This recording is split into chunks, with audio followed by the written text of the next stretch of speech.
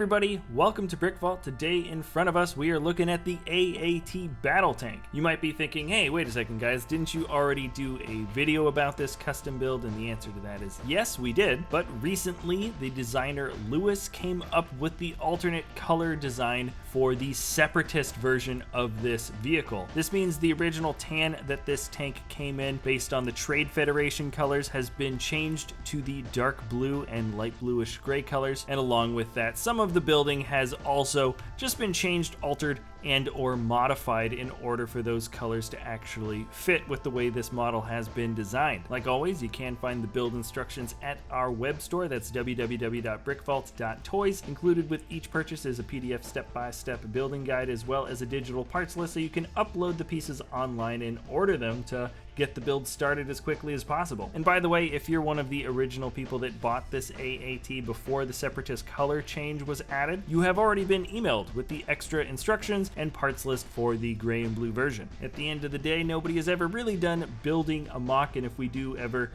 update some of the builds that are currently in the web store right now, it's just standard policy for whoever made the purchase originally to get whatever updated designs we decide to put on. Getting instructions is always a great way to help support us here at the channel, as well as the amazingly talented designers that we work with like Lewis. And now let's jump back into the build. First off, the AAT stands for Armored Assault Tank, and it was commonly known as the AAT Battle Tank, which is super weird because that really means the Armored Assault Tank Battle Tank. It doesn't roll around on wheels, but instead hovers, and it's essentially the bread and butter armored battle vehicle that you pretty much see in all of the droid battles. Its debut in the Battle of Naboo certainly showed what it was capable of, but by far the battle tank gets most of its screen time from the Clone Wars show, and we've basically here in the studio all been hyped for the last season ever since it was announced a few months back. Lewis, I'd say, did a pretty excellent job when translating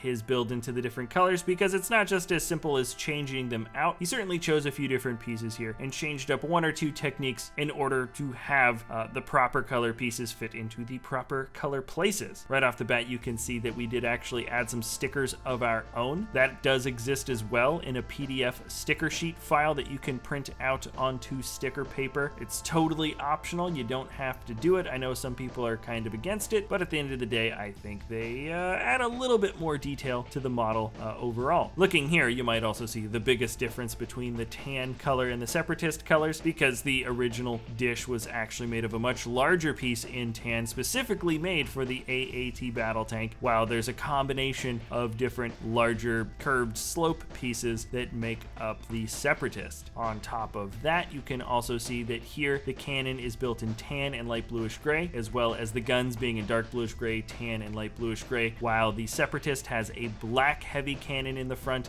and complete black for the weapons on the sides. Also, you can see the grill pieces have been turned to black, while the original has tan grills. And then I suppose the last little bits that have been also color changed a little bit more are the little antennas have gone from gray to black. The front of both of these tanks also has slight little bits of build variation, and the greebling detail that you see on the back sort of by the fuel pods, I think that's what part of the tank that is, has also changed a little bit here and there. With the original tan tank, the head or pivoting turret at the top has jumper pieces that are sunken in with headlights there. Personally, I think that detailing actually looks pretty darn good, but the proper pieces just did not exist in the proper colors for the Separatist colors, that being dark blue. So Lewis ended up changing it over to, I think that is Technic pieces with a pin.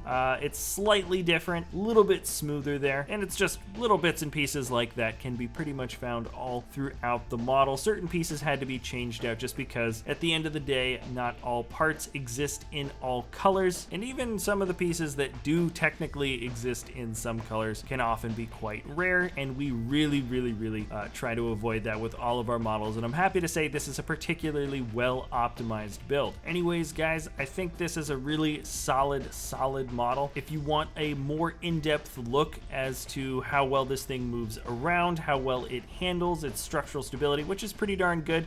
Those arms are always a little bit weak, but if you want to get a closer look as to how this thing actually handles, check out our original video on the AAT. Like all the custom builds we like to include in the web store, the detailing is absolutely amazing, and there's usually just one or two little areas of the model that you might want to avoid because they would pop off a little bit easier than that if it was a playset. Alright guys, remember you can find the instructions at our web store, that's www.brickvault.toys, and if you enjoy our content you can always like or subscribe. Remember to let us know what types of models you might want to see us building in the future, and we'll see you next time at BrickVault.